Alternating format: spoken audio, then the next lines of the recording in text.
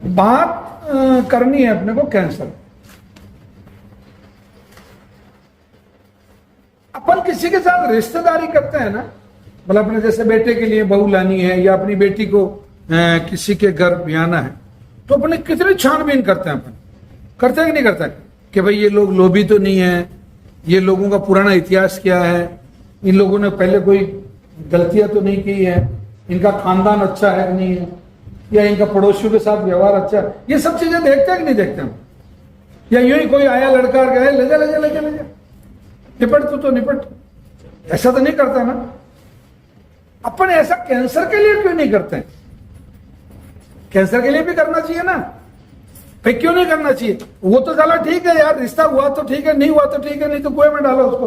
पर इधर तो पूरी जिंदगी पे आके बनी है ना, इधर तो बिल्कुल एक एक दिन मुश्किल हो रहा है। चला रात को नींद नहीं आती है, दिन में विचार चलते रहते हैं, किसी आदमी से ठीक से बात नहीं कर पाते हैं, चिड़चिड़ा हो जाता है आदमी, भूख नहीं लगती, नींद नहीं आ रही है, टेंशन अलग से होती है कि नहीं होती है? क्या गलत कह रहा हूं? तो उसके बारे में अपने पास जानकारी होनी चाहिए ना कि अरे यार ये है यार, मामला तो ये है। चलो बात करते हैं अपन उसी को। कैंसर जो है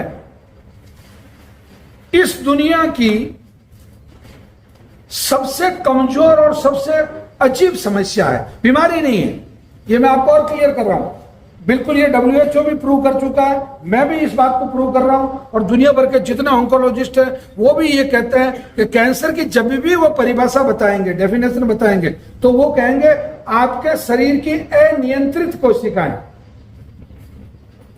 वो ये नहीं कहेंगे कि आपको बैक्टीरियल इन्फेक्शन है, आपको फंगल इन्फेक्शन है, आपको किसी प्रकार का इन्फेक्शन है, ये नहीं कहेंगे क्योंकि है ही नहीं है।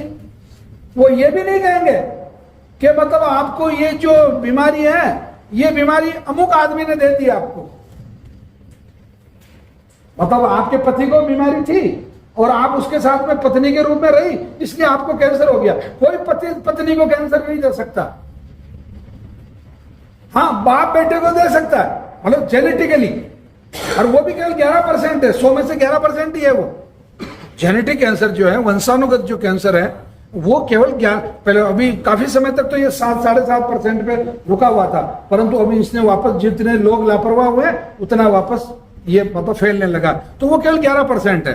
पर 11% का इलाज तो मैं शुरू में ही बता देता हूं आपको बिल्कुल चिंता करने की जरूरत नहीं है। उदाहरण के लिए जैसे मान लो आपकी माता जी को कैंसर है, या आपके पिताजी को है, ये आपके दादाजी को था या दादी जी को था, ये आपके नाना जी को था या नानी जी को था, ठीक है?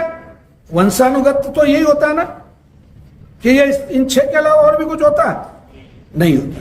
तो इन 6 में से किसी को भी अगर कैंसर रहा हो या वर्तमान में है, तो उसकी जितनी जीवित संतानें हैं उनको केवल 4 महीने तक रक्त शोधन, हमारी यहां की एक औषधि है, 4 चम्मच सुबह लेनी है, 4 चम्मच शाम को लेनी है, और केवल 4 महीने लेनी है, ज्यादा दिनों तक भी नहीं लेनी।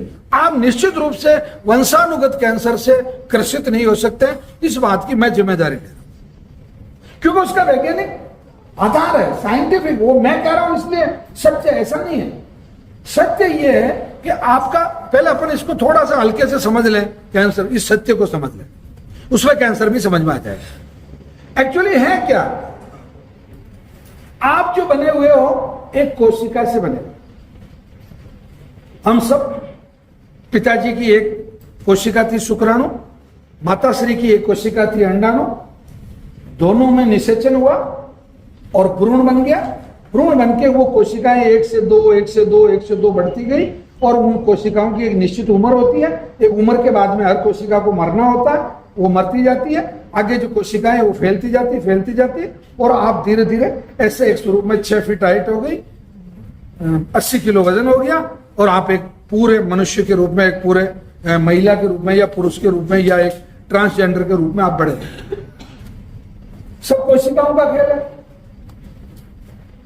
अब कोशिका को समझने के लिए सबसे सरल तरीका हो सकता है कि हम सबसे पहले, कोशिका कौन सी आपके शरीर, तो आयुर्वेद का एक सिद्धांत है, इसको समझ लेना, कोई बहुत मुश्किल सिद्धांत नहीं है।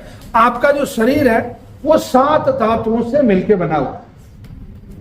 पहली जो धातु है वो है रस, यानी कि आप जो भी खाते हैं और जो भी पीते हैं और जो भी सोचते हैं और जो भी देखते हैं और जो भी सुनते हैं, इन सबसे चीजों से आपके शरीर में रस बनता है। ठीक, आपने दूध पिया, रस बनेगा। छाछ पी, रस बनेगा। खाना खाया, रस बनेगा। दारू पिया, रस बनेगा। चाय पी, रस बनेगा। तंबाकू खाई, रस बनेगा। अच्छे विचार सुने, रस बनेगा। गालियां सुनी, रस बनेगा। अच्छी चीज पढ़ी आपने, रस बनेगा। अच्छी चीज देखी आपने, रस बनेगा। बहुत सी बार ये आता नहीं आता, यार आजकल मेरे को ये किताब पढ़ने में बहुत रस आ रहा है, मुझे आनंद आ रहा है। तो ये हो गया आपका रस। पहली धातु हो गई रस। रस से बनता है रक्त, खून। या ऐसा कोई आदमी है जिसके डायरेक्ट ही खून बनता हो? नहीं नहीं नहीं, हमारा तो डायरेक्ट ब्लड बनता है साहब, हम तो बड़े आदमी हैं, हमारे ये रस वस का कोई रस हो गया। रस से बन गया रक्त। रक्त से बनता मांस। मांस क्या क्या आपके शरीर में? लीवर मांस है, किडनी मांस है, बड़ी आंत मांस है, छोटी आंत मांस है, ब्रेस्ट मांस है, ये चमड़ी उमड़ी ये सब मांस है। मांस से बनती है चर्बी। चर्बी में कभी कैंसर नहीं होता है। ये आराम, भगवान ने एक काम तो अच्छा किया। एक तो हार्ट में कभी कैंसर नहीं होता, हृदय में, और एक चर्बी में कभी कैंसर नहीं होता। ये दो चीजें तो अभी बची हुई।